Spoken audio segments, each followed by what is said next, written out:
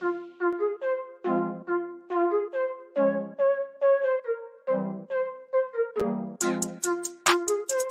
district. Bleed, I ball. Bleed, I ball. Bleed, I ball. Bleed, ball. And I bleed, I ball.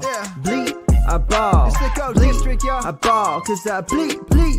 Hey, bleeding, I ball. Defeated the odds, didn't see him at all. JD in the pods, I needed it all. I bleeded a lie. You bleeded a lie, not bleeded a lie. And that's what I go do. Facts, let me show you. Happen to know dudes. Draft and they don't do bad and they don't lose. Make you wanna bleed. It's the Go District, boys giving you the business and no gimmicks. The best ball drafts got me feeling like it's Christmas. Then it's Christmas all of a sudden and these riches came from nothing. And I got this all from loving a district. See, I just drafted, forget it. I laugh at the critics, they mad at the digits. I clap back by listening. See, BALLiN ain't a problem if you kick it with them off. And I refresh the feed till autumn, then I bleed, go.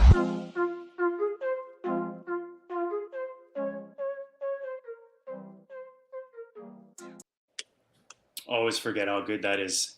Guys, welcome to the district. We're here back-to-back nights. Huge show last night with the JJ Zacharyson coming. What did we do, Theo, last night? We talked ADPs. We talked redraft. We talked rookies. I mean, we covered so much in 60 minutes, guys. If you haven't watched last night's show, make sure you go back and watch it. Tonight, we come back hard again. Another night, back-to-back. Back in the district. Billy Wise, welcome back, brother. Last time we were in the middle of a storm. It was a bye week. It was like, I think it was by either week 7 or it was one of those buys in 2021 where you were scrambling to put a guy in your flex. And now it's a little calmer. It's best ball season. Buddy, we're happy to have you back. Welcome back. How's everything with you, man? It's great to be back, guys. I want to congratulate Dan, first of all, on his retirement. Dan, I am so, these have been the longest 3 days of my life. This week has been so crazy. I envy you so much right now. I'm trying to get there. A little step, like closer every day, but I got about 5 years. So, but congratulations.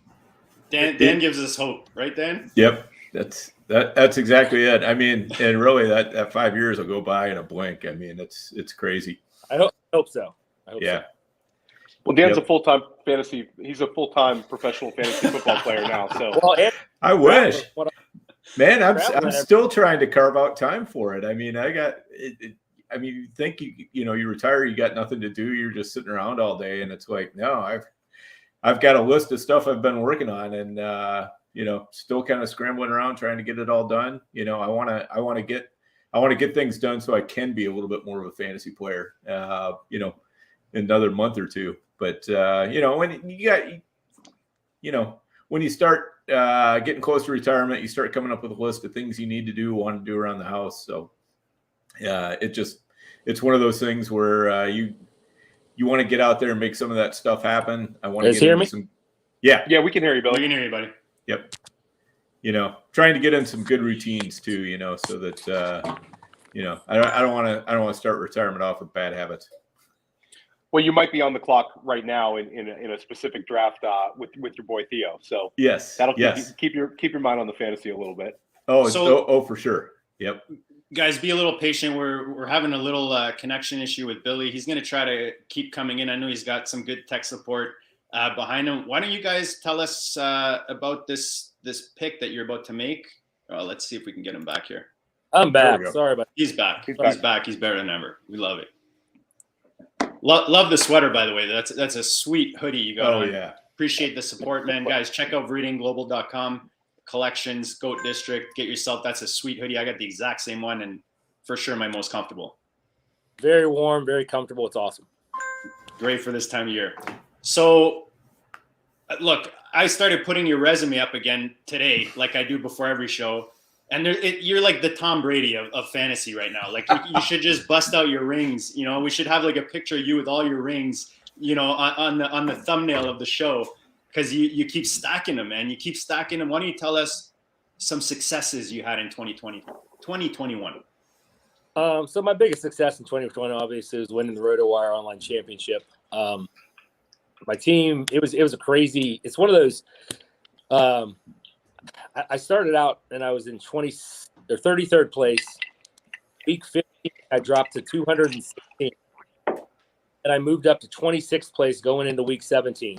So it's 26th place going in the final week, and I just had a monster week. I scored 252 points, which is like, it's, we all do that. Maybe not 252, but we all have huge weeks, and you want to have them at that time of the year. That's when you want to have them, obviously. And I'm not gonna sit here and say it was, it's lucky. I mean, I got lucky. I had Chase, I had Burrow, I had Devontae Adams, I had Harris. I mean, it all came together perfectly. It was like a dream come true. So that was my biggest success obviously. I had a lot of online championships that I won, and I won the New York auction. That's at the top of my head. That's all I can think of right now. And that was the big New York auction, correct, Billy? That was the one that they just started up, right? That was the little one. It was the 1300, the first one, and then the 2500. Chris Eibel won, I believe. Chris won that. Yeah, that's those are some seriously hard auctions. Those are I sat in and watched the 25. I did not partake, but those are some hard hitting auctions. That was a good one to win. Yeah, you got to be getting in those this year, Theo. I'm gonna hop in. I'm gonna hop in one. I have a lot of peer pressure from you and Dan to get more active into the auction. So I'll be dipping my hat a little bit into the auctions, most likely NFFC. Yeah, we'll pull him along, Billy. We'll get him in there. Yeah. Theo's got a stiff arm. It's really hard to twist that rubber arm of his. Yeah, it's hard for me. It's hard for me to keep jumping from regular redraft to auction, but I think I'll be able to manage one or two this year, so that'll be fun. It really is. I don't know if Dan agrees. It's the best. It's the most fun way to draft, in my opinion. Oh yeah, absolutely, 100%. So much strategy, and it's just you're in on every player, and it's awesome. So yeah, and then when you get out of the auction, you get back to a regular snake draft. You feel like you just went from 3-dimensional chess back to checkers. So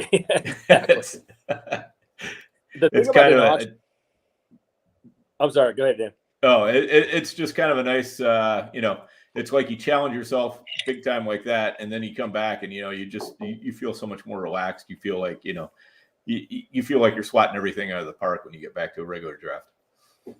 Yeah, I mean the thing about an auction, I honestly, this is like one of the things that is the hardest thing for me is like I don't want to like drink anything during the auction because you can't go to the bathroom. Like, because you have to be in on every player, and you're waiting for that break. If you're at pick one in a draft, you can go to the bathroom. It's not going to get back to you in 24 picks or early in the draft. But you're in an auction, man. You gotta pee or whatever. It's like you gotta hold it. Tough luck. Yeah. Bring a bottle. Yep. Bring a bottle, guys. Follow Billy at Billy Waz, BILLYWAZ 88. Any special meaning with the 88? Year I graduated. The year I graduated. Nice. Also, Lynn Swann was one of my favorite Steelers. It's his number, Nice.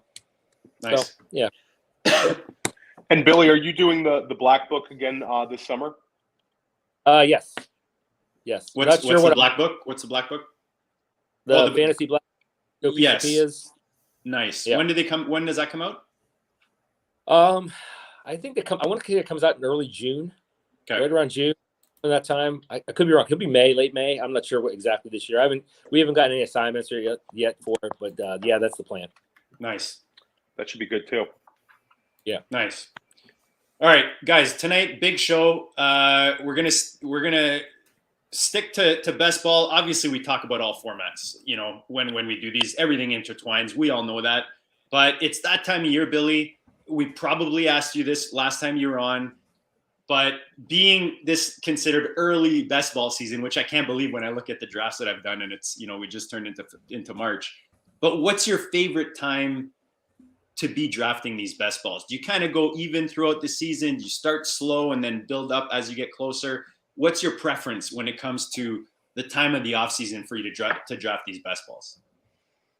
So I don't draft a ton of them before the NFL draft, just because I like to see how players fall out. I'll draft a few before. I mean, I say a few, like 5, something like that. Nothing crazy. Once the NFL NFL draft hits, once that draft is over and it's like that Sunday after the draft is over, it's like you're jumping in the first one because you're just chomping at the bit to see where players are going, kind of thing. I do a lot in the summer.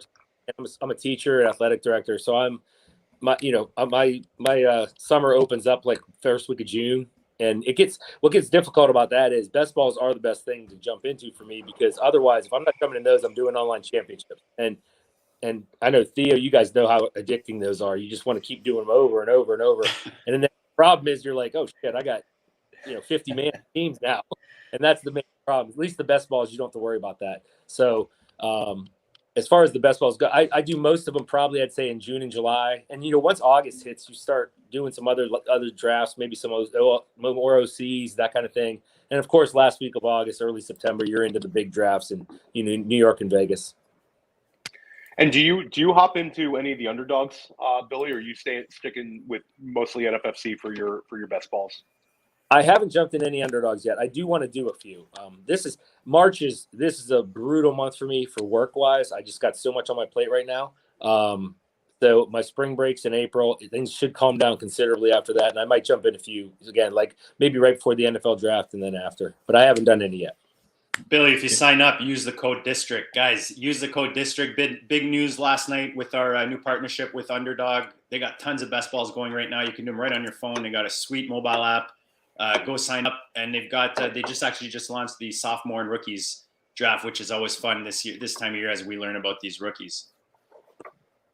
Joey Brown, shout out to Joey Brown in the chat, one of our favorite guys out there in Fantasyland. Theo, why don't you intro we're going to be showing a board as we go through the rest of the show, as we kind of go through the strategy talks and the questions. You guys have a draft. We've got it kind of split into two, so we'll show half and half of the board, but why don't you give a little background on this draft? So I was talking to Billy about coming back on the show, and we were just talking about early best balls. I was telling him about how I split, an FFPC one with Dan. I'm doing a little couple on my own, and I'm actually starting a second one with Dan. And he mentioned that he was doing an NFFC one, the draft champions. So I just hopped in. I took the last spot, and Billy and I did a 34 rounder. Chris Ebel was in it, another former GOAT District guest, an NFFC Hall of Famer. Mike Santos, NFFC Hall of Famer. And then there was maybe 3 or 4 others that were really, good, solid NFFC drafters that I'd recognize. So it was a challenging early draft for sure. It was an interesting process. It was my first one, kind of getting a feel of the early ADP and the early structure. But it was definitely a good draft. Billy, what were your thoughts on that draft? Yeah, it was my first one as well, Theo. For my first 150. I was comfortable with it. I looked at, I don't know if you ever look at the NFFC grades when you're done. I did. I got a B+, which makes me think I got an F- in real life. in 97, that means I'm finishing 12th, so that's cool. Yeah, there you go. There you go. Those are very unreliable. There were some surprises for sure. There's some things that slipped, and some guys, I think are going to definitely move, one direction or the other going forward here. But, it's fun. It's always good to jump in. And there's some guys that I know Jeff Odell was in this. He's a good owner. He actually does Trendsetters, which I failed to mention that earlier. I'm in Trendsetters, the draft that starts right after the Super Bowl. We're actually starting phase 2 Friday. So we've done 7 rounds so far. We'll start rounds 8 through 14 starting on Friday. We'll knock that out in like 2-3 days. So nice. Got Theo and maybe Billy and Theo can answer this. Obviously, a lot of these big tourneys we see on the FFPC, shorter drafts, right? They're 20 deep. When you're going into these, what's the biggest difference? Is there any when you go into a draft that is going to be 30 plus rounds versus those shorter drafts? Go ahead, Theo. Well, I mean, the obvious difference is the kickers and defenses. So that Dan and I are doing these 20 rounders, which I really enjoy the slim best ball. Dan's a traditionalist. But I like the slim best ball, but kickers and defenses are completely out of it. Because Dan's the kicker guru, right, Dan? That's right. Dan's the tight end guru, the kicker guru, the defense guru, defensive coordinator guru. I mean, you name it. So, but for the NFFC, I know going in, you kind of like you need to pay attention to when the kicker run starts, and also the defense run. You don't want to kind of be left picking from the bottom defenses, in my opinion. And the one thing that NFFC has that's nice is they have team kicker. So you don't need to like right now, if we all sat down and we wanted to predict the opening day kickers for the NFL teams, we're going to miss on 8 of them probably because of all the change, and then rookies and free agents and all that kind of stuff. So you don't have to actually go with kickers; you're going with team kicker. And then in a 34 rounder, you're going to always want to have, in my opinion, 3 quarterbacks at least. Some guys might go more. I think 3 is fine. And then it's not tight end premium in the NFFC like the FFPC. So you can wait on tight end a little bit, but you still want to have strong tight end production. And I'll pass it over to Billy on anything else you think about these 34 rounders. Yeah, no, you pretty much summed it all up. I mean, the kickers and defenses, when you're going 34 rounds, I think it's most of the ones I do, I get 3 of each, only because, I figure a third defense or a third, kicker, if you're talking rounds 27, 28, it's probably going to be more productive than in some throw at the dartboard. For the most part, I agree with you about the 3 quarterbacks. And it's, obviously the tight end, like Theo said, you want to be pretty strong at tight end. You're either going to go for one of the big guys and then sprinkle in some guys, or you can get maybe 2 or 3 of the middle round guys, go from there. But then, it's all about the running backs and receivers. We're pretty much drafted anyway, so. And a question, kind of a follow-up for Dan and Billy. If you're doing a traditional best ball draft, a large best ball draft, do you have a general structure going in of how many, quarterbacks, running backs, wide receivers, tight ends you want to follow, or do you want to give yourself some flexibility? I know in like the slims for me, I want to kind of not go over a certain number at each position, but a traditional best ball, do you give yourself a little flexibility and try to still attack value, or are you still very concerned about, or do you want to balance that with the structural drafting? So on that, I guess I would say for me, it depends on how the early rounds of the draft flow as to what I'm going to do. If I put a lot of equity into wide receivers and not so much into running backs, and that's going to skew it. So I'm taking more shots on running backs later, or vice versa. And, so it just kind of comes down to how did those first rounds flow, and then what's the best way to put together that team. But typically I'm going to go with more wide receivers than running backs almost every time. I've gotten over the years more and more comfortable with actually less and less running backs, especially if I get, 3 or 4 of them kind of early. There's just, I'd rather have those, take my shots at wide receivers and try to get those wide receivers who can, give you the 15-point week out of, your 24th round slot or something like that. What do you think, Billy? Yeah, I agree. And especially if, like you said, if you start out hard with running backs, the running backs get thin real quick. And receivers, I'm looking at the draft. We were in Theo. I mean, this is in the last 3 rounds, 32 to 34. You had Sterling Shepard, Sammy Watkins, Emmanuel Sanders. He might retire, but whatever. Chris Conley. I mean, Chris Conley's a guy who, in my opinion, he's a guy if you get a 15-point week out of him, once or twice maybe. And that's all you're really looking for that late. So I totally agree. It kind of dictates where you go from the very beginning of the draft, but there's always receivers at the end, and there's less running backs. So I try to pack in a little more, rounds 1 to 20, and then 20 to 34. You're getting your kickers, your defenses, and you're picking up some of those, end of the receivers. But most of the times I end up with it, and I don't count it, but a lot of times it comes out to like a 10-10. You get 10 receivers, 10 running backs. Maybe 4 tight ends, that's 14, 3 quarterbacks, 17, and then 3 kickers, 3 defenses, and then maybe, 11 receivers or something like that. Makes it 34. So that's generally where I end up. But like Dan said, I'm not counting it. I'm just kind of drafting the best player available, or, guys that have some serious upside later on that, can get you that 1 or 2 weeks that are going to give you the 15, 20-point weeks. So for those that are listening, make sure you sign up on YouTube so you can be watching. We've got the draft board up right now. For those, again, who can't see, you've got Theo in the 4 spot. You've got Billy in the 9 spot. I don't see anything too crazy. We'll look a little deeper, but right off the bat, Billy, I'll start off with you. When you're looking at the first 3 rounds, I mean, I made put a tweet out a little while back just saying, like, on especially like something like Underdog, I like kind of auto picking my first 3 or 4 just to keep it interesting, and then I can go from there. Are there guys that you're avoiding in the first 3 rounds that you're hands off going into 2022? I mean, Deebo Samuel's a guy who's just, I mean, I was completely off on him last year. I didn't have him. I had him on maybe 1 or 2 teams, and now the price tag is very high. He's a late first, early second round pick, and I mean, he still does have a pretty extensive injury history. He stayed healthy last year, so he's a guy I'm not really on. I'm not crazy about Diggs. The receivers.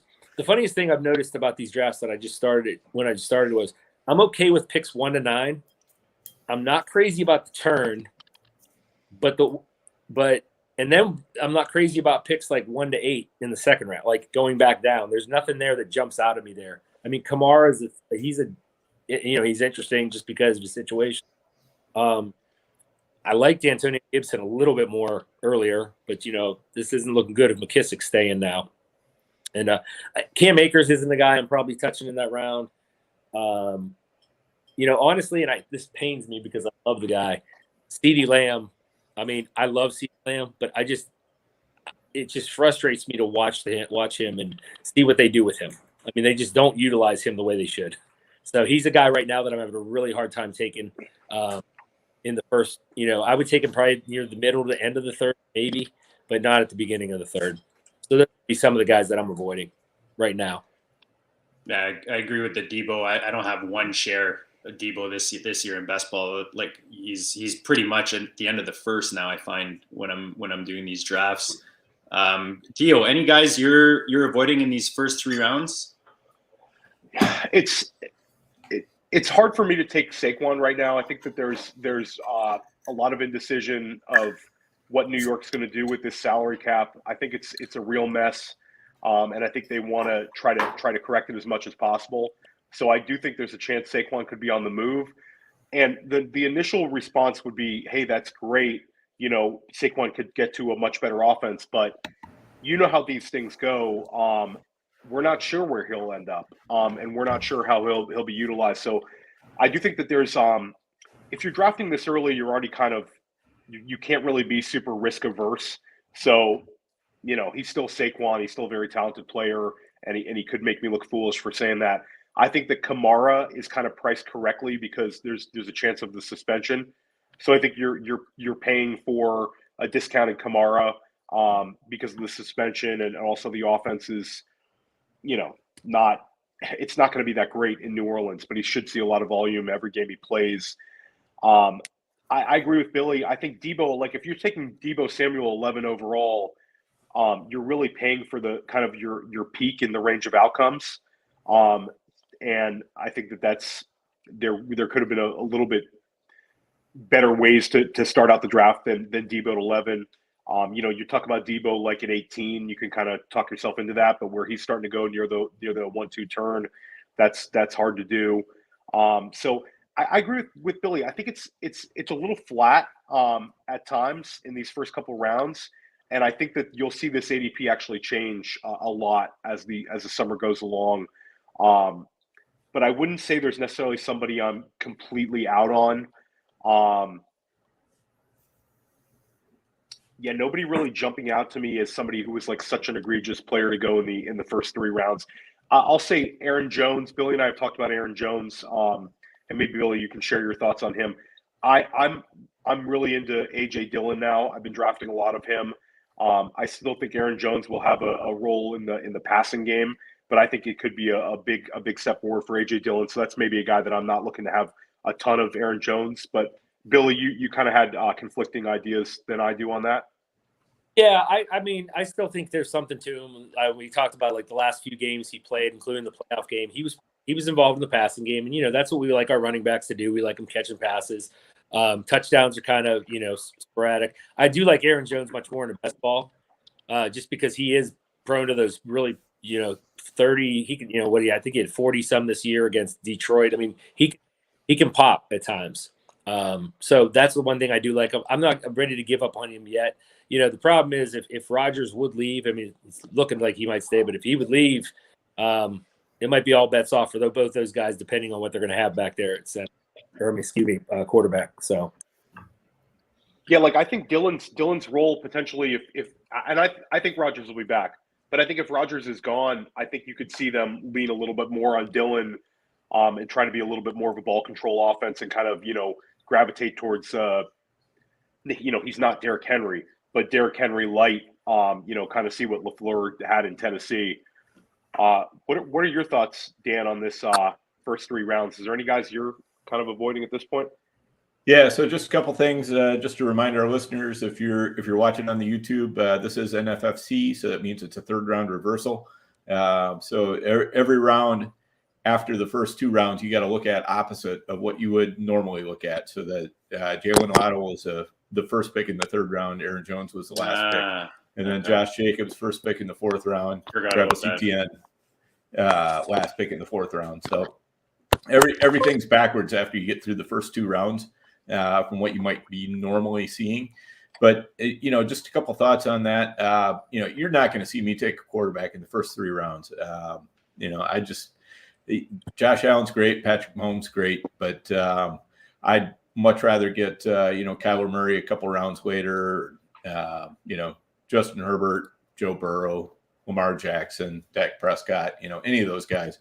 Aaron Rodgers, also a great choice. There's just too many other good options to be dipping into the quarterback pool that quickly. I'm kind of starting to come around a little bit on CeeDee Lamb, just because it's the tea leaves are starting to show that Amari Cooper might not stick around, and if they let Cooper go, then I all of a sudden I'm getting pretty bullish on Lamb. Dallas is still going to spread the ball around, but I think that Lamb, they're going to have to make a more concerted effort to get the ball to him if Cooper's not around. And other than that, I honestly, as much of an A.J. Brown stan as I am, the target volume just continues to worry me. I like him a lot better in the 3rd round than in the 2nd round. And I'll probably try to, pick him off there where I can. From time to time. And Nick Chubb is just another player that I have a hard time. His floor is so high, and he's one of those picks who's not going to lose you the draft, without a doubt, but he's also not going to win you the draft. He's just kind of I don't know. He's a very solid option, but it's in a best ball. I'm looking for guys who have a little bit more variability to their scoring. I'd feel a lot better about taking him where he went here in the, in the early to mid 2nd round, if this was just a managed league draft. But on a best ball, I shove Chubb down a little bit further. And Saquon, now he went pretty high here, but a lot of times you're catching Saquon in the 3rd round, in the first few picks of the 3rd round. If he gets down to the turn, the 2-3 turn, that's a lot of talent right there. And if he can get healthy and stay healthy for the year, or even just give you, even 3/4 of the year, and give you his Saquon spike weeks, I think that's looking pretty good. I was way off Saquon last year. This year, given the huge difference in price, I can definitely be back in on him. What do you think, JD? Yeah, it's funny you mentioned Barkley, because I was going to say that too about I love him in the 3rd, and you and I did one of those never too early, and he was falling. I think he even went in the 4th in a couple earlier ones. But is that because it's tight end premium, Dan, on FFPC? Is that what you're thinking about? Maybe those tight ends push down some of those. They do push him down. He probably will not go into the 3rd round on the NFFC. Yeah, that's a good point there. Kamara's another guy. As much as you guys know my love for AK, and I just can't pull the trigger on him this year. Just, I don't know, the age, the uncertainty, the miles. There's a lot of factors there. Maybe I'm missing the boat on that one. Debo, you talked about Billy, Keenan Allen. You know, as much as I love Herbert, I find myself, maybe I feel like Williams will probably end up back in LA, and I just like his value a bit later for whatever reason. And I just like guys around Allen a lot better. So again, for those who are not watching, that are listening, Theo went Cooper Kupp in the 4 spot, followed it up with AJ Brown, and then smashed the J.K. Dobbins. Love that J.K. Dobbins pick, by the way, in the 3rd. And then Billy's got Devontae Adams in the 9 spot, Joe Mixon in the 2nd, and then 3rd round, Mark Andrews at the tight end position. I was going to ask. To get back to ahead, I loved your guys' points on Chubb and Keenan Allen. I just feel like when you're competing in a 12, like Billy and I do the New York Super, which is a 12-team league where we're not in some massive tournament. It's just 12 teams and only a few people at the top get paid. And you're really trying to get into that top 2, and then you're trying to get in the top 4. Like Keenan Allen and Nick Chubb are more appealing to me in that sort of format than in a draft champions format. Like Nick Chubb, the term purgatory player comes to mind, where a guy that he's good, but he doesn't really move the needle for you. I think we all believe in Nick Chubb's rushing ability. If you're a football purist, he's one of the best runners in the NFL. He's a stud, but it's a PPR setting. I mean, there's not a scenario for me where Nick Chubb's running back 1 overall. And there's more likely than not, he's not in the top 5. Keenan Allen is kind of the same thing. I think that I think Keenan Allen will be a top 15 wide receiver next year, but I would not bet on him being a top 5 wide receiver next year.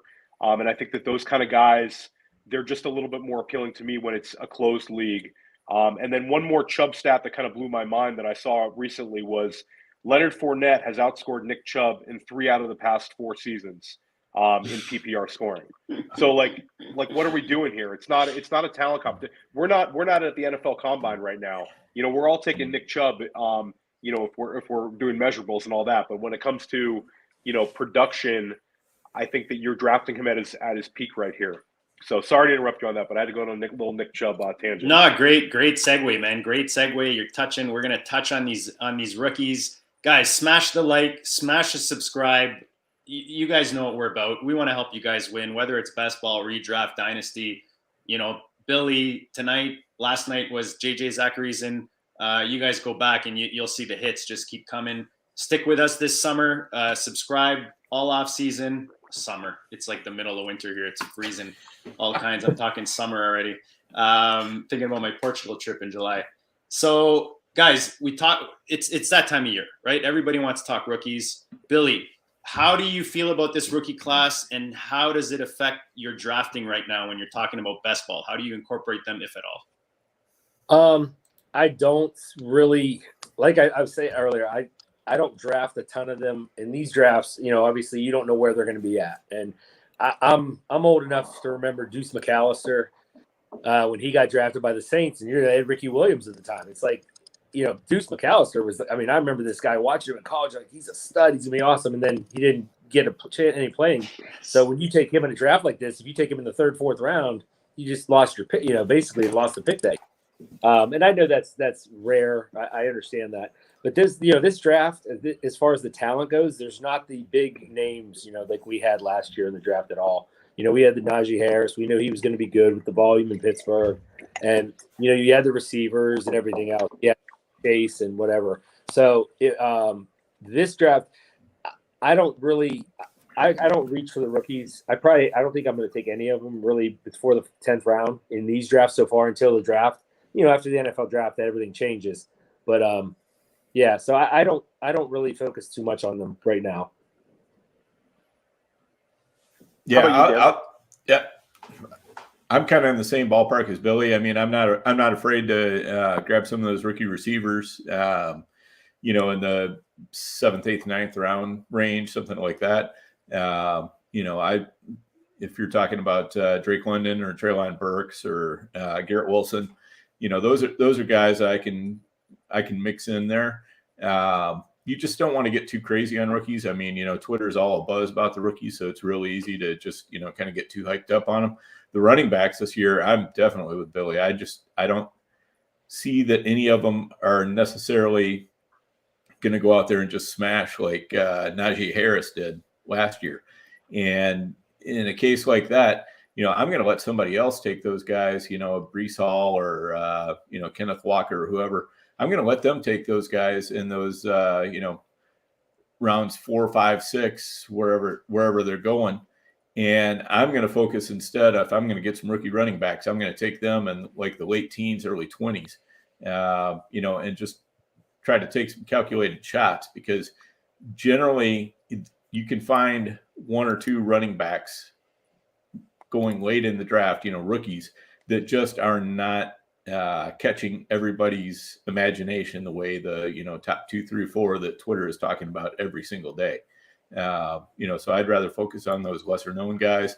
And if you can hit, like a couple of years ago, Miles Sanders was going in the 20th round just constantly when he was a rookie before he got drafted. And nobody was talking about Sanders until after the combine. We started getting close to the NFL draft. And by then I'd already loaded up on him, so I'm looking to do that with some guys like Ford and Jerry Early. Trying to think of some of the other guys. I don't have my list handy here, but those are the guys. Yeah, Algier.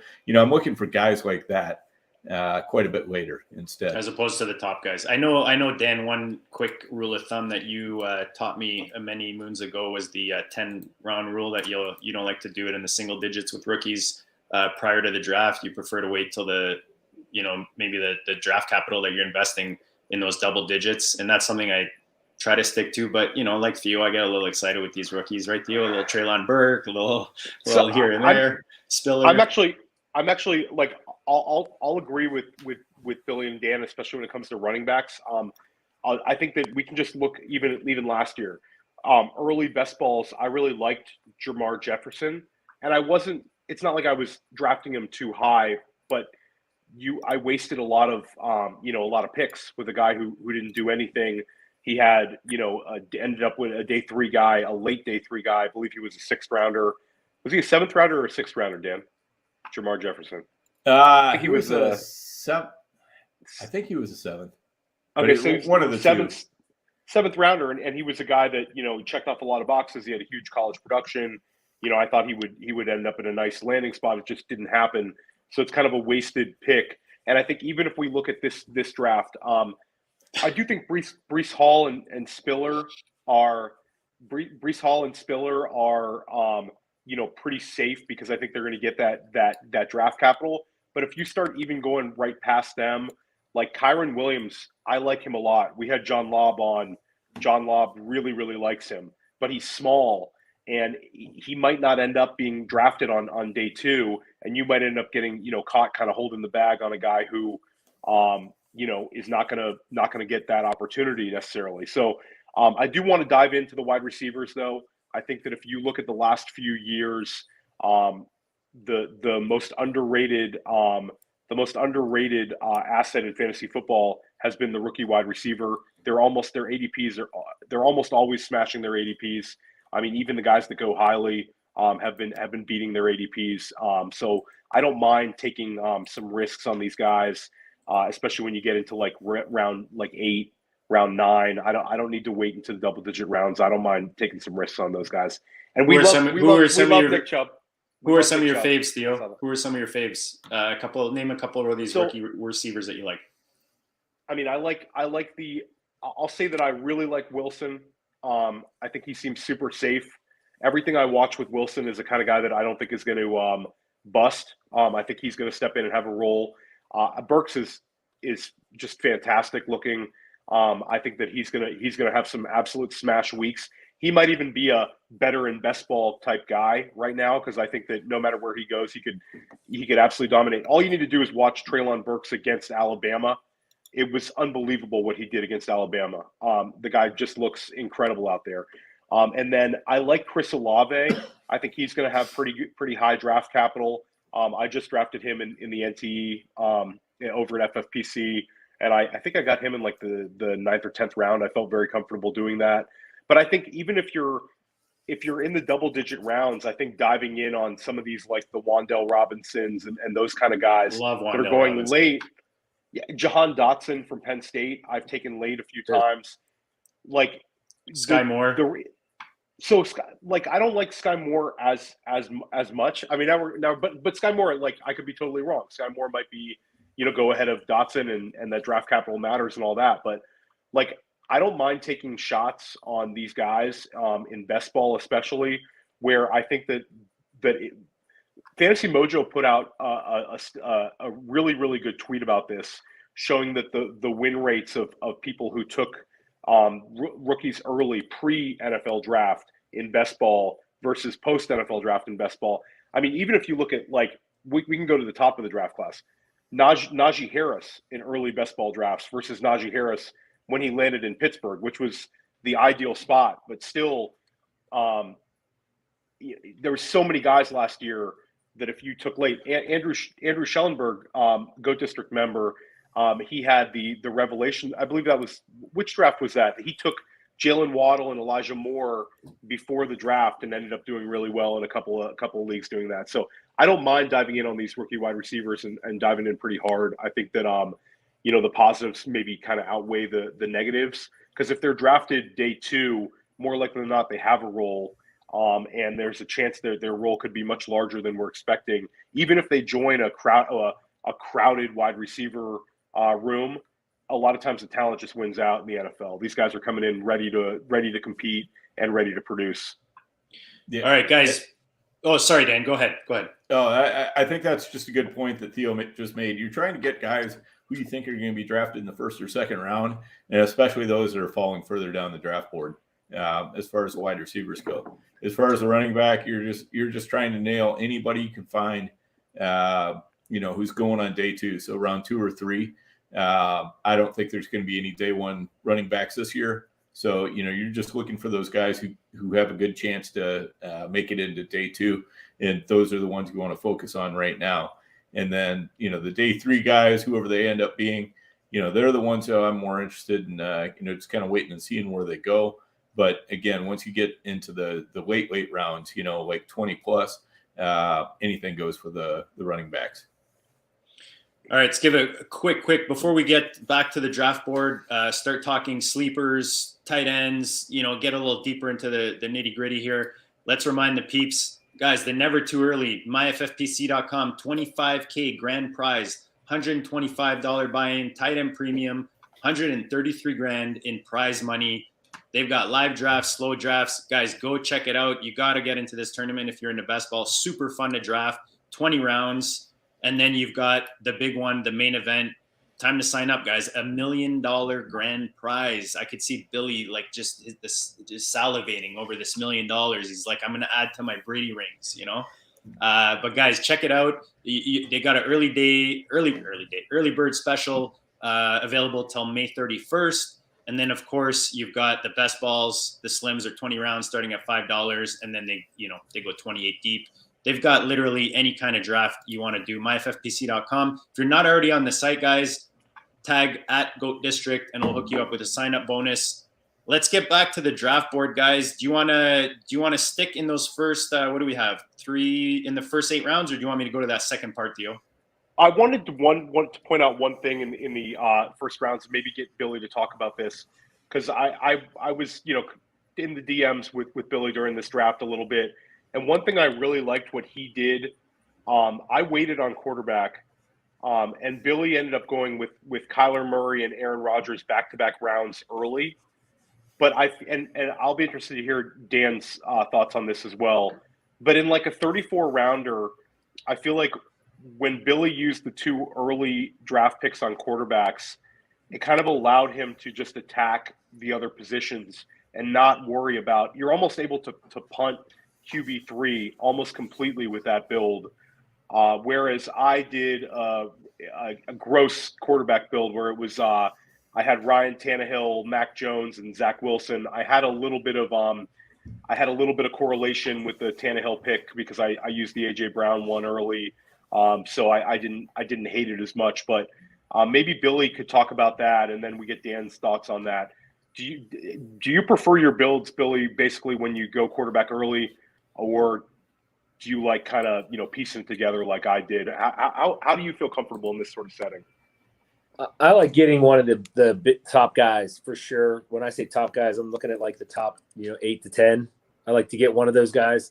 So in this draft, I took Kyler in fear of that. You didn't know what was going to come back in the 6th, and Rodgers to me was the clear last guy for me. So, and I look at it, the way I look at that was, if I don't take Rodgers here, I'm going to be taking another quarterback in the next 2 rounds. So really, what am I giving up here to get Aaron Rodgers over, against like a Trevor Lawrence? And I'm trading out like a, let's see what I get, like a Michael Pittman for Bateman. So, I just think Rodgers has so much more upside. And I do like having the top 2 quarterbacks every week, because if you hit on those guys, it can give you a serious advantage at the position. But I don't always do that. A lot of times I'll just get one, and then what I'll do is wait on, and then I'll go down into the next, kind of like where the Mac Jones, Tua, Carr guys are, and I'll grab them as my 2, and then maybe grab, a Daniel Jones or, Matt Ryan as my 3, something like that. But I agree with you that it gives you an extra pick sort of, because you don't have to worry about that QB3. Yeah, I totally agree. I think the board fell really nice for you there, Billy. No doubt about it. Being able to grab Kyler where you took him was a nice pick. And then, it basically Stafford went before Rodgers. And then, like you said, Rodgers was just such a clear pick right there because he was, there's such a giant drop off in the tier right after him. And then when, you come back around, you still got Michael Thomas sitting there waiting for you. I hate that pick. Really? I kind of do. I mean, I took it because I'm like, let's see what he can do. But the more I'm looking at it, I hope I'm wrong. I mean, maybe he'll be something this year. But I actually, after I took it, I was like, didn't like it. But I didn't see anything else. I needed a receiver, and I didn't see anything else that really jumped out. I mean, Judy could have been a possibility, but we'll see. We'll see. Yeah, I mean, where you got him, I don't think it's a bad bet at all on Thomas. No, I think he's actually offering you more upside than a lot of the guys around him. Right. We often talk about the wide receivers that have shown you a top 12 season before, and MT is definitely no stranger to those. So, he gets one full season back, doesn't get too crazy, and they give him a quarterback. Who knows what happens? But I love the strategy, Theo, you bring up, and Dan, which Billy did here with the quarterbacks, because it does free you a spot later on. And when it does work out, take advantage of it if you can. You don't want to go too crazy and grab Allen and Herbert, or, well, I don't know if you want to, but I probably wouldn't do it that high. I kind of like getting 2 of the second tier guys, which is kind of what Billy did here. But yeah, and I think that it's if there's FFPC people listening right now, I think that that a good comparison would be using early tight end equity. Where if you take that tight end early in the FFPC drafts, it kind of lets you hit other positions. Like Dan and I did a build where we waited on tight end, and I think I like how it turned out. But I'm in another one. Dan now waited on tight end? No way, man. Crazy, right? Dan pieced it together nicely, but I did a George Kittle 3rd round build where I like that build because it allowed me to basically. But who was your 2? End. Who'd you take as your second? So that's the thing. It's you're basically diving into a little more risk, because I'm banking on Kittle, and my tight end 2 is Trey McBride, and I'll take a tight end in the 20th round for my tight end 3. And if George Kittle goes down, you can rip up this ticket. But if George Kittle goes on a tear in the last few weeks, then I like the chance of that team, because I was able to really attack wide receiver where a lot of these guys are hitting tight end in the FFPC. So I think it's similar when you're talking about the one-off position. I think that's the difference between NFFC and FFPC is tight end versus quarterback. Just a way of looking at it. Yeah, and again, you got to keep in mind, in any best ball, you're playing to win. If you're playing not to lose, you're going to have a lot of second, third, fourth place finishes, and you're not going to be happy with yourself. You really have to play to win and not be afraid to make builds. You don't want to do crazy stuff, but saying, hey, I'm going to take Kittle and he's going to be my tight end. I'm going to live or die with him. I don't think that's crazy at all in a best ball, and certainly not in a tournament build. Yeah, like I'll point out Chris Ebel's draft in Team 10, where he went Kelsey Waller back to back. Like I love the uniqueness of his build, where he dove into the two high target volume tight ends, where that could be really pretty lethal at times for him, or it could backfire and he doesn't cash in this one. But it's trying to have unique builds in a tournament setting like this, it can really pay off. See, I was going to point that out as to be honest, I don't like it. And that's kind of what I was referring to with the quarterbacks. If you're going to go early, I like to either go to the next tier with my second one, or get two guys in a lower tier, or like you did with the Kittle there, is get your guy up high, and then you can, make a 1 or a 2 spot as your second tight end, depending on how deep you go. But it's not tight end premium here, right? And so you're not necessarily doing it's when you're drafting tight ends in the FFPC, because of the flex spots and because of the premium, it doesn't hurt you to get those extra tight ends. It gives you a little flexibility. Whereas here I find it, and then he went Prescott in the 5th round, which I feel like in those 3 rounds, he gave up a lot of value in the other positions. That's my personal thought. I don't know if you guys agree or disagree, not to hate on the one team here. I mean, I think Chris probably wanted to have a very unique build, would be my guess. I think he's being in a big tournament, right, Theo? Yeah, okay. That's kind of my feeling with this. Which makes sense, which is what we were talking about earlier, right? With when you're playing against 11 other guys, or when you're trying to win one of these big money tournaments and being unique. And then what about just not to pick on the draft, but team 1, where a guy goes that running back heavy? Is that something you could ever see yourself doing in this sort of setting, Billy? No, I don't know if you recall this. He was autoed. I know. I did not recall that. No, was he? Yeah, he was. He got autoed for like the first 4 rounds. I don't think he knew that. I guess he forgot it started. You guys did a 2-hour, right? You said, Theo? Whoops. I think it was 2 hours. Yep. Yeah. Was it a 4? Was it a 4? Okay. No, you're right. I think it was 2. I'm doing a 4 right now. Yeah, it was 2. But he got autoed, and he kind of was like, "Oh, welcome to the draft," and that happened before. I mean, at least in this, if you can jump back in, at least you can sort of recover. Maybe. I mean, I've seen teams do stuff like that, and it worked out because they hit on all the guys. It's deep enough too, right? He can add like 1 million receivers now. Yeah, right. I mean, I've seen people do that strategy. So by accident, this is an accident, of course, but it's hard to get away with when you get into an OLC and somebody doesn't show up and their first 6 picks are running backs. They're dead in the water. I mean, that's just you're not going to be able to. Trying to pull up what he did later in the draft, and for some reason I can't get it to. Here you go. Have to.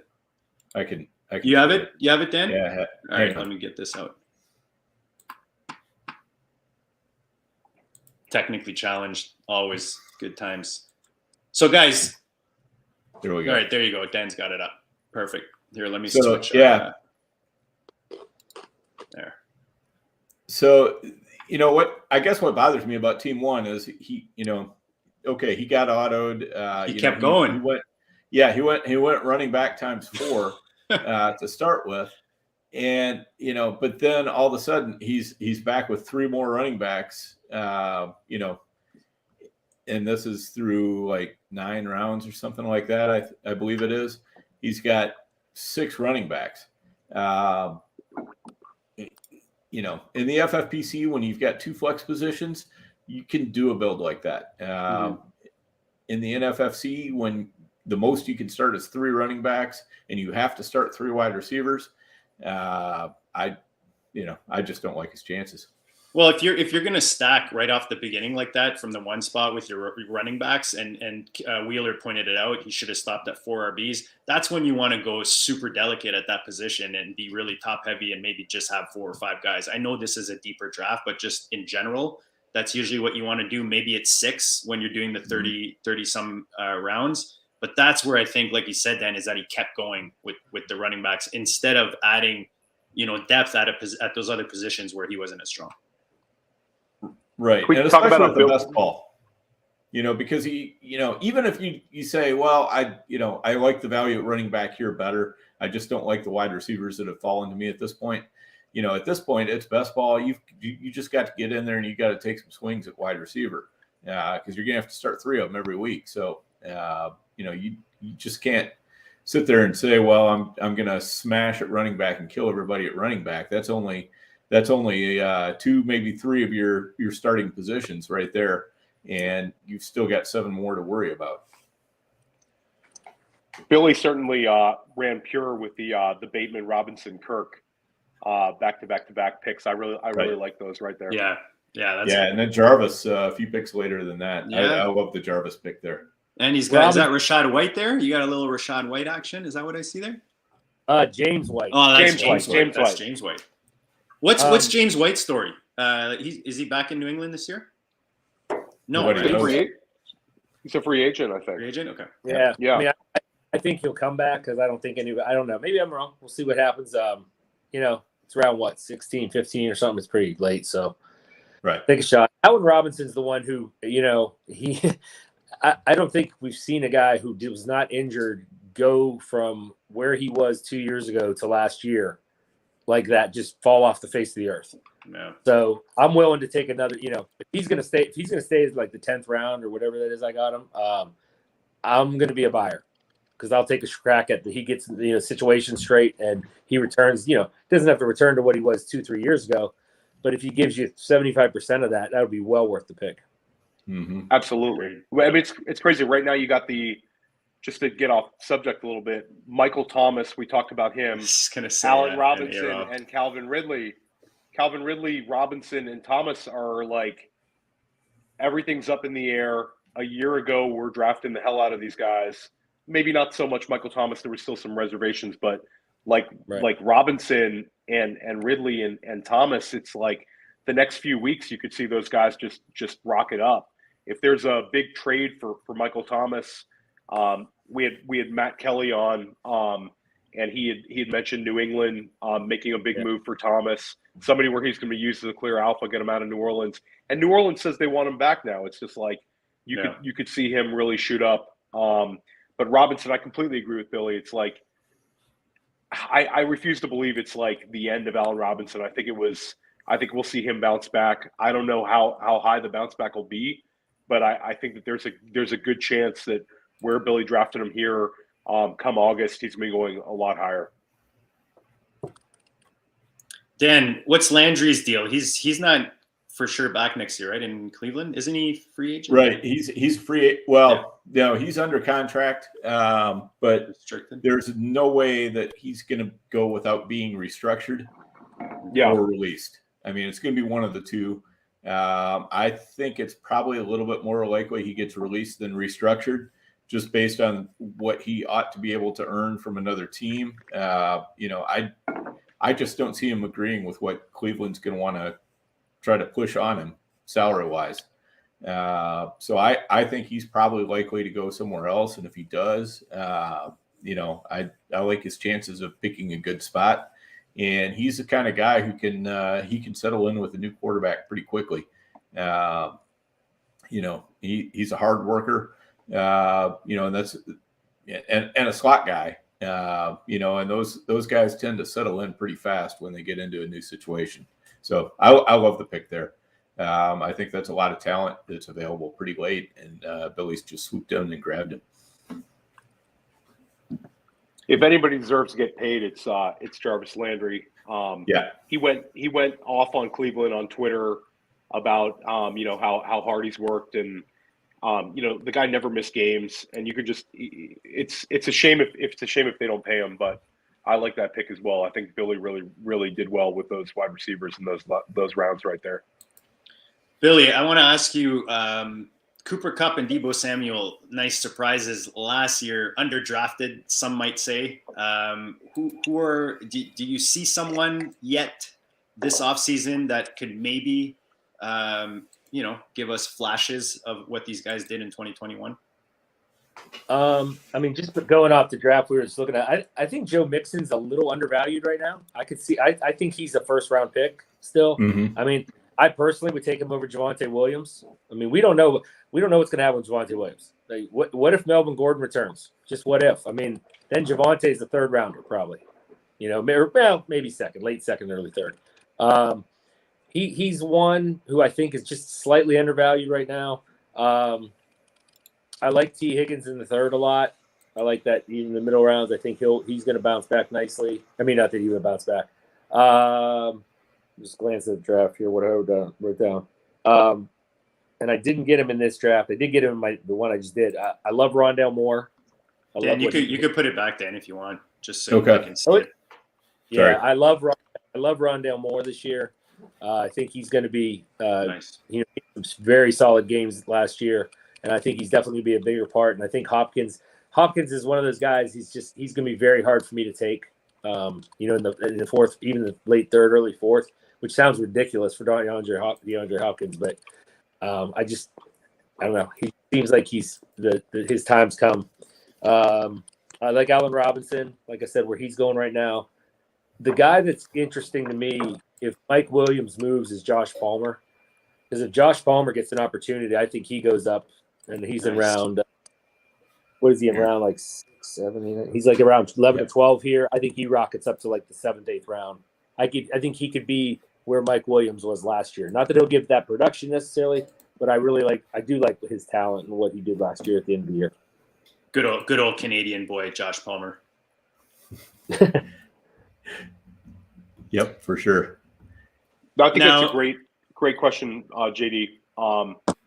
But I do think that there's always when we're searching for the next Debo or searching for the next Cup, I think the market's going to adjust.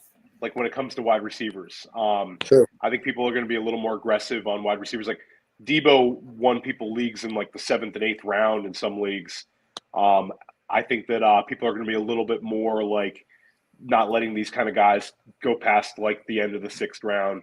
But it's definitely a great question. If anybody knows, I got to throw Juju's name in there, man. I think Juju is a little sneaky going into next season. Obviously, we don't know where he's going to be. Obviously, we don't know if he ends up back in Pittsburgh, who's throwing the rock. But I think he's one of those guys that he's shown us. He's been off a bit, out of sight, out of mind, or whatever that saying is.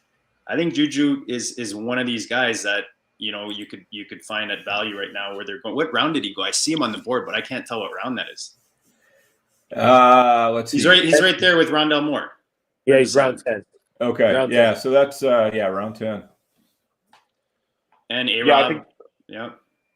I think that the Tony pick was also great if we're just looking for, a younger player who could get a really, really high target share. And Tony flashed. I mean, it's a smaller sample size with Tony, but he looked tremendous at times. And I think that the new coaching staff could utilize him. I think that he kind of stands out right there. And I bring up Chase Claypool. I know a lot of people are completely out on him. Billy, I'd be interested to hear your thoughts as a Steelers guy. But I just think entering year 3, I think his season could be and we don't know who the quarterback's going to be.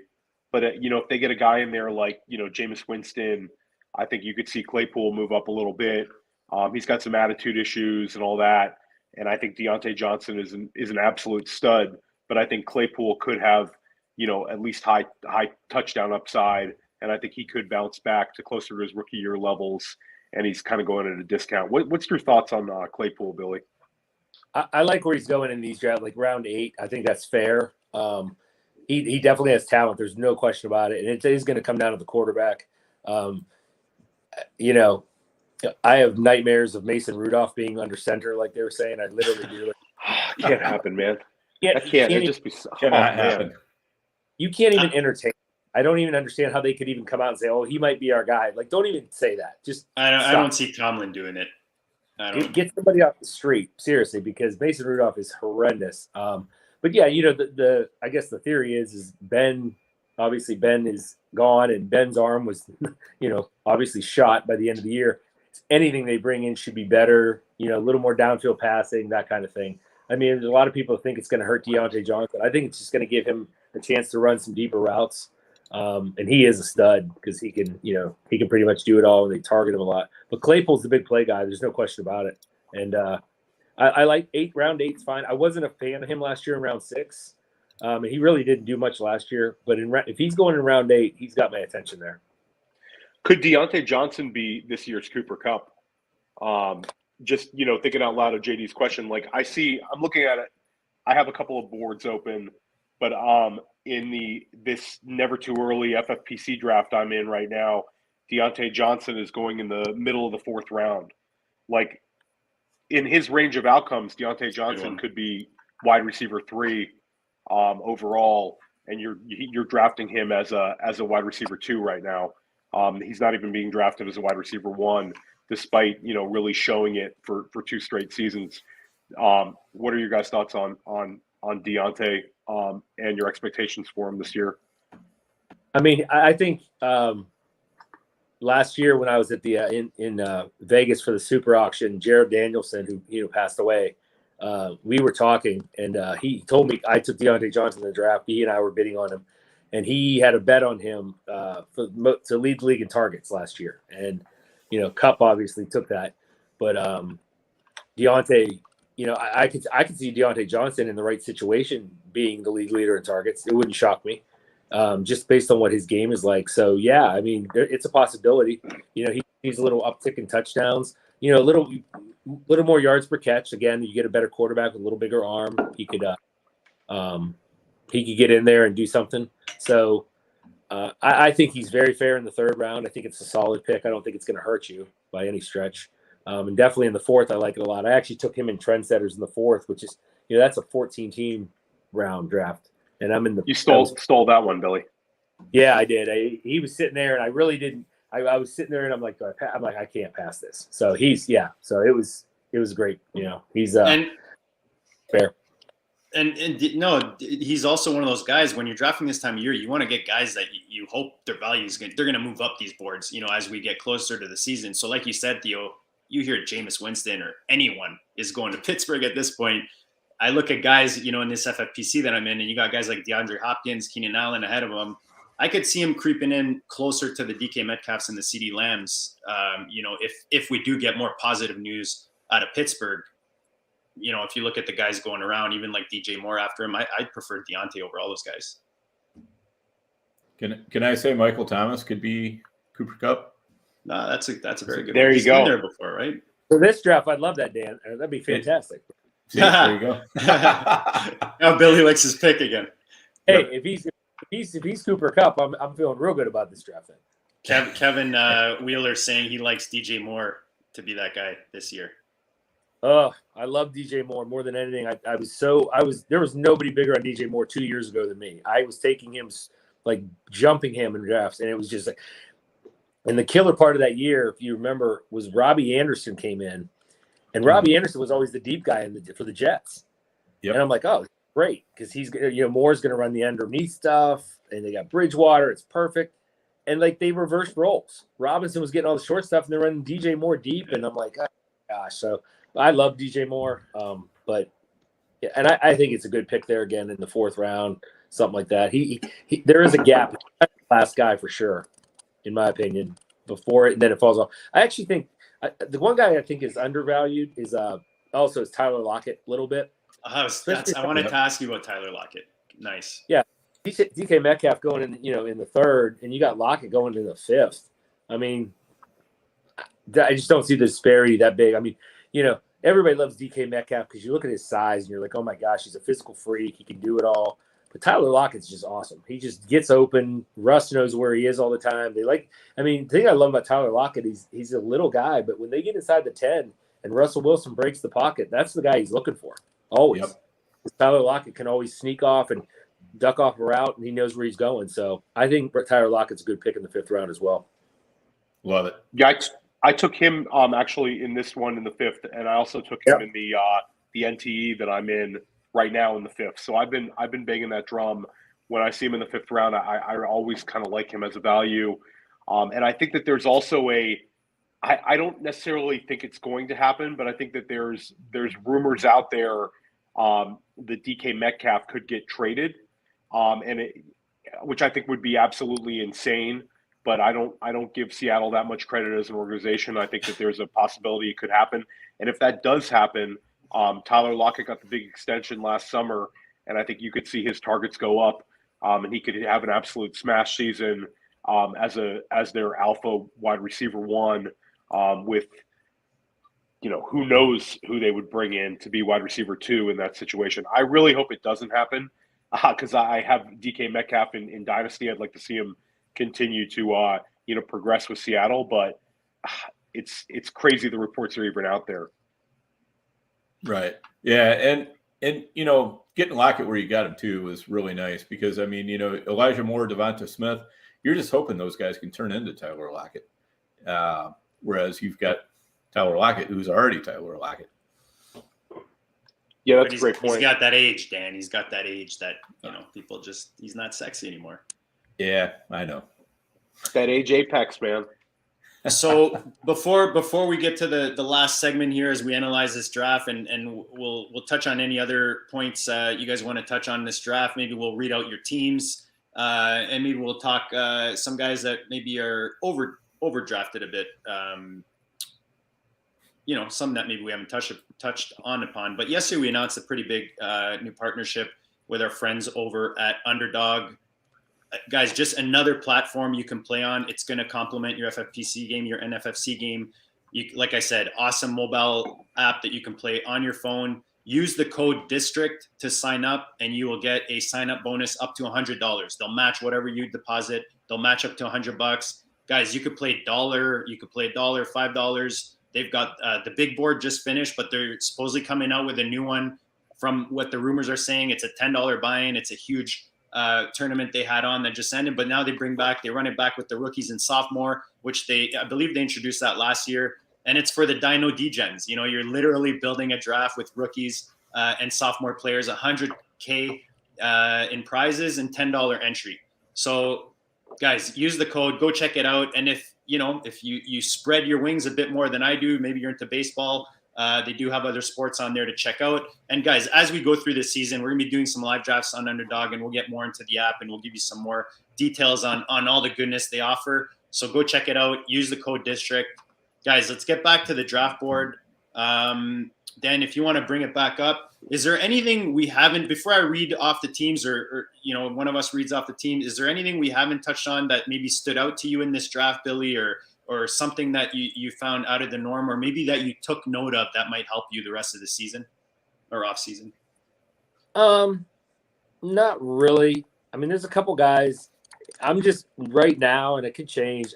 He was phenomenal at the end of the year, but I'm not on Amon-Ra St. Brown right now, where he's going in the 4th round. I just think there's other guys I'd rather have in that position. And my big thing is, he did what he did. He did all his damage with TJ Hawkinson and DeAndre Swift, pretty much on the shelf. And that's a lot of targets. There's a lot of catches there. So that's the one thing. I kind of see him overvalued a little bit. A guy who really intrigues me is Michael Carter. I really want to see. I want to see Michael Carter. I got Michael Carter in this last draft. I think he could really have a nice season if things all worked out for him and they let him loose and let him be the guy. He's the guy that I'm interested in. But as far as this draft goes, there was nothing crazy about it. Again, Chris Ibel's the way he built his team, and again, I agree with Theo. If you're going to do something different. You might as well be a little different for this because you're going against, I don't know how many teams are going to end up being this, but it's going to be a lot, and you got to be a little unique somewhere.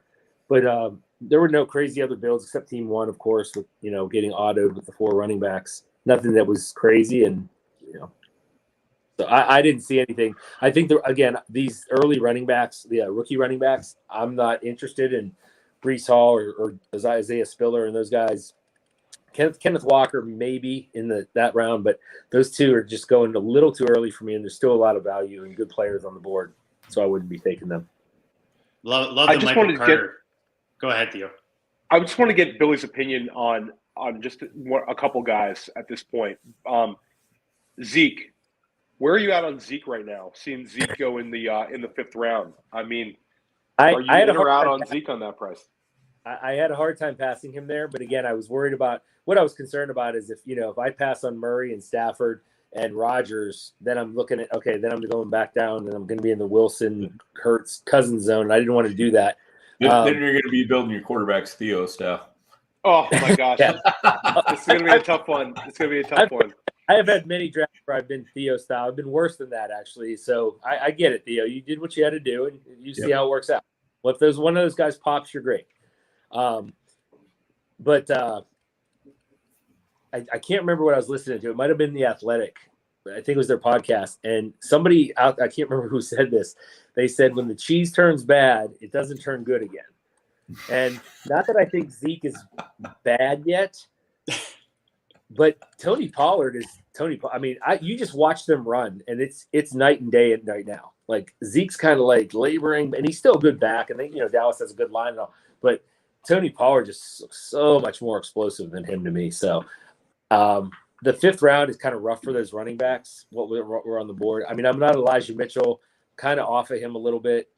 I don't mind in the fifth. I've seen him go as high as the third though, which I think is a little too much. He was hurt a lot last year, and when's the last time the San Francisco running back who starts the season ended as the top guy on the team? It's always like a carousel there. So.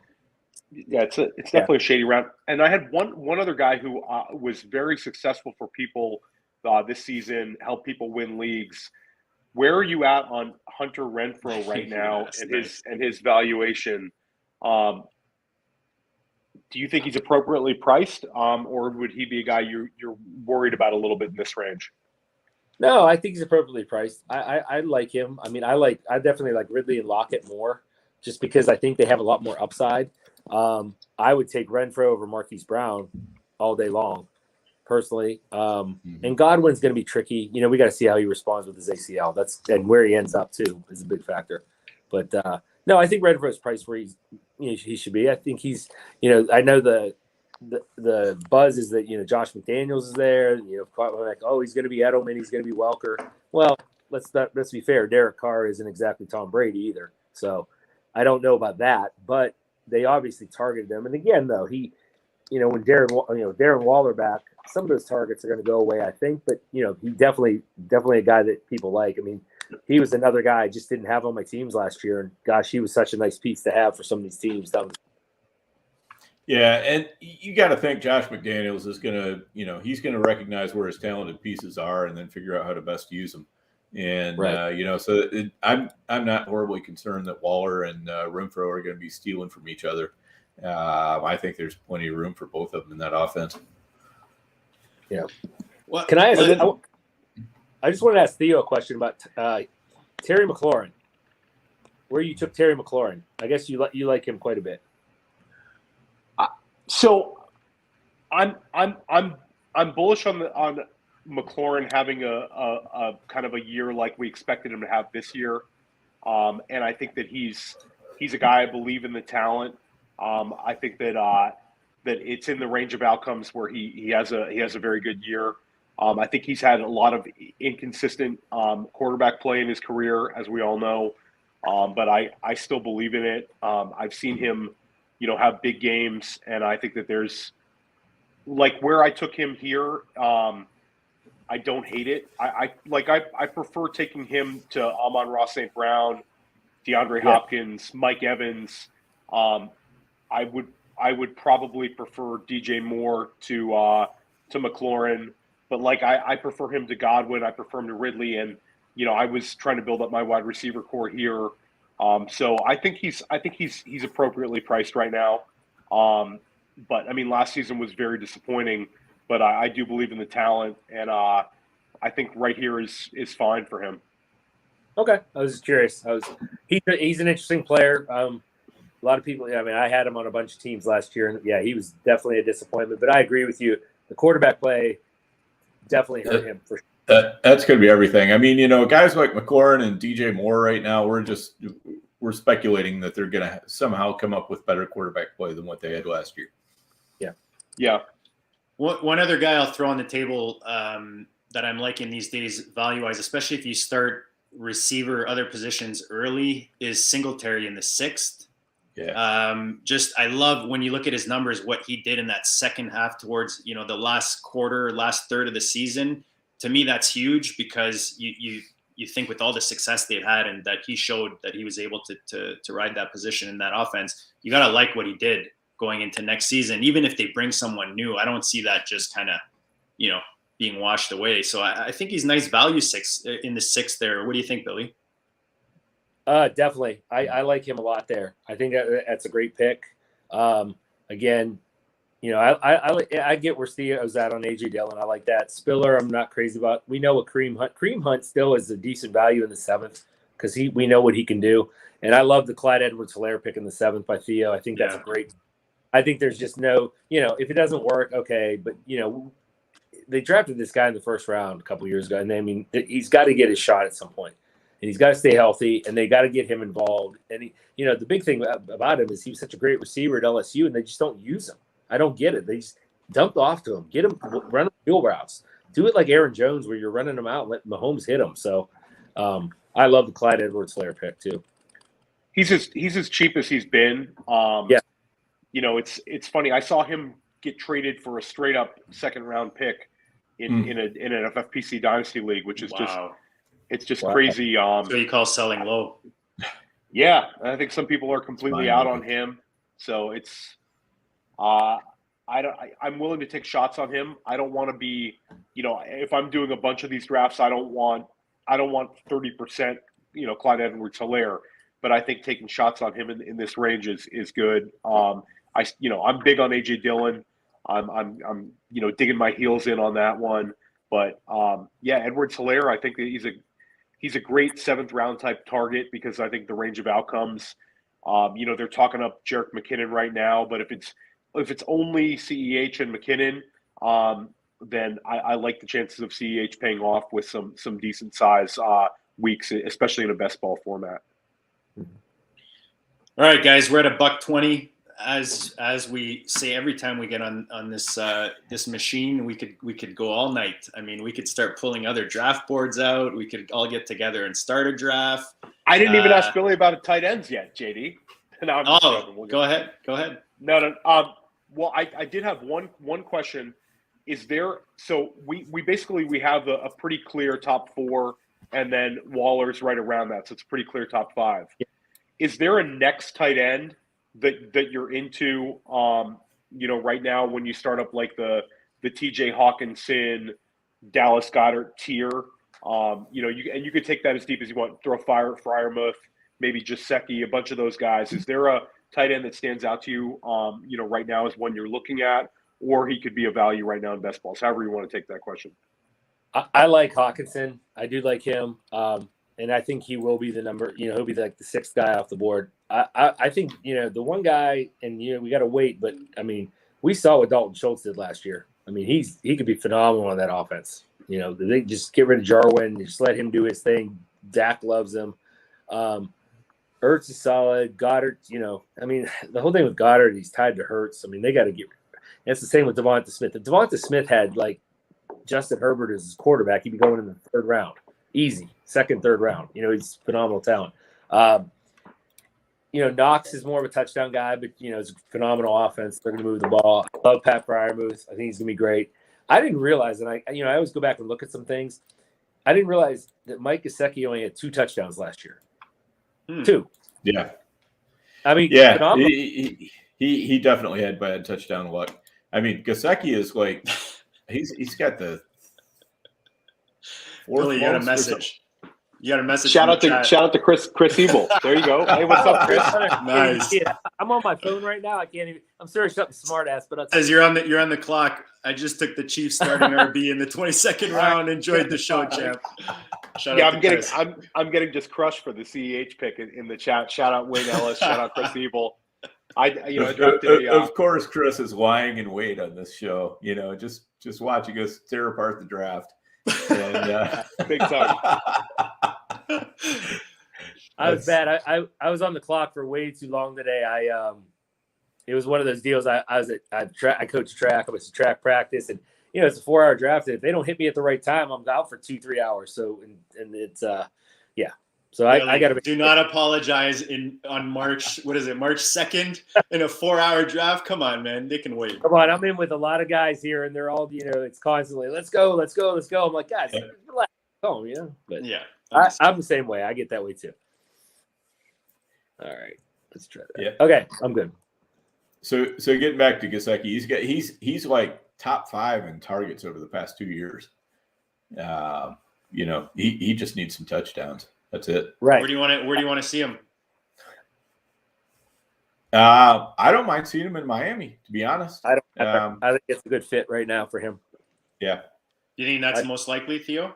Miami? I don't mind. I would like to see him in Miami as well, but I think that there's the chance that he ends up on the Chargers as the attached to Justin Herbert, and that one I could get really excited about. But yeah, I mean, my answer is I always want to see the guys stay with their current team. I think that's usually the best outcomes for us fantasy wise is when you see guys return. But Gesicki was unlucky. He's a tremendous athlete. We've seen him handle a high amount of targets in games, and he's always an intriguing tight end for me. Yes, we have a request from Wayne that you pick on the clock, Billy. I think the one that now. I know that Theo brought this name up. We were talking is I want to see where Trey McBride goes because they can utilize him. I mean, he's a beast. He is a beast. So I that's the one I do want to see. I hope he goes into a situation where he can just jump right in and be the guy, and he's clearly the man. So that'd be ideal for him. Yeah, I got enough of him in Underdog. For some reason, I always end up with him as my second. Philly's going to pair him with Dallas Goedert or something like that. Yeah, it'll be something like that. It'll be a $30 block. Just make it dirty. Yep. All right, Billy, this has been a blast. We always appreciate your time, all your goodness. Guys, at Billy Waz, WAZ88. Anything else you want to share with the peeps that are listening before we close this out? No, I just appreciate coming on. I always love talking football. I needed this, guys. Just like I said, this has been 3 days of just like brutal. I've been busy at work, and I was looking forward to this tonight because it's just nice to relax, have a drink, and talk about some football. Absolutely. Sure. Theo, Dan, always a blast. Dan at Overhyped Sleeper, no E on the end. Theo, the OG Fantasy. Theo, who we got coming up? We have the fellas from the Dynasty Warzone coming on. That should be awesome. I believe that's next week. And then we have a number of we have some really good guests in the upcoming weeks. March should be a good one. We started off with JJ Zachariason and Billy Wasosky tonight. So we're bringing in the good ones, and we're going to keep hitting it. And we're going to be covering a lot of best ball content and doing some more live drafts. It should be a fun spring in the GOAT District. Yeah, we got Dwayne coming on pretty soon. That's right. Yeah, Dwayne McFarland is coming back on. I believe in 2 weeks, or it might be 3 weeks, but he's coming on in March as well. Soon. Yeah, he's in March for sure. Yeah, that's must listen. Yep, for sure. Always. For sure. One of our faves for sure. And Billy, you're definitely one of our faves. Guys, stick with us this offseason. We keep the big hits coming. Smash that like, smash the subscribe. And guys, check out myffpc.com. Like we talked about all the goodness. Underdog, use the code DISTRICT to sign up. Match that $100. Guys, enjoy the Spandex Olympics. We'll check you all later.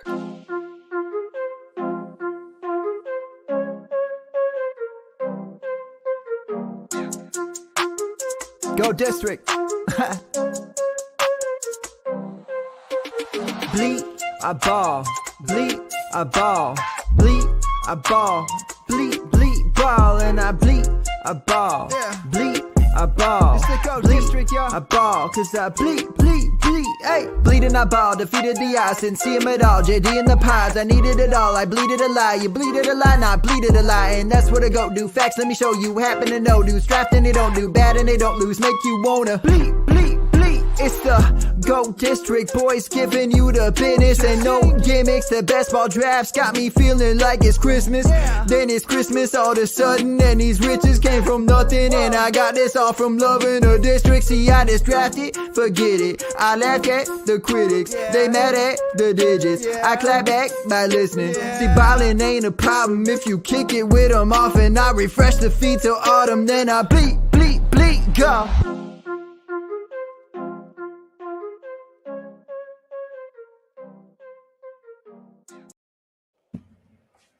That was fun, guys. That was really fun. Ton of fun. Yeah, it's great, man. Appreciate it. Yeah, ton of fun for sure. And I tell you, Gabe with those songs, man, it's just They're awesome. I like dancing in the background. oh, it's been too long since I've really listened to the BALLiN one. Same. Was like, yeah, it's so good. I've asked them to try to redo the Milli Billy one because I think we've got it still as quarter milli. Oh yeah. So he's gonna Definitely. hopefully he can get that done. Yeah, But we're up to the Milli Billies, and so we, if Billy wins the Milli, he's gonna be retiring in quicker than 5 years, I think. That's correct, Dan. Correct. Billy's got to step into the and do a few more main events next year with up to $1 million. Yep. Yeah, for sure. Yeah, I want to try to focus on some of the. I really am trying to focus on less online championships because they're great, but there's the management and everything, and I'd rather do some prime times, stuff like that. Nelson